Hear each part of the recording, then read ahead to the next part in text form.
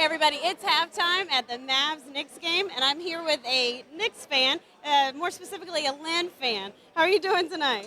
Better if we were winning, but I'm good. Better if you're winning. Well, the game's not over just yet. It's true. Now, you were just telling me about how much of a Lynn fan that you are. And now, where did you come from tonight to watch this game? I flew in from Austin, Texas, flying home tomorrow. So I'm trying to help the economy out. You're doing a good job. Now, you said you were recently at another Knicks game. Yeah, I was at the Boston game on Sunday, and I'll be at the Spurs game tomorrow, trying to cheer them on. Okay, so when did you start planning these trips to follow Lynn around? About a month ago, when it Really? started getting hot, yeah.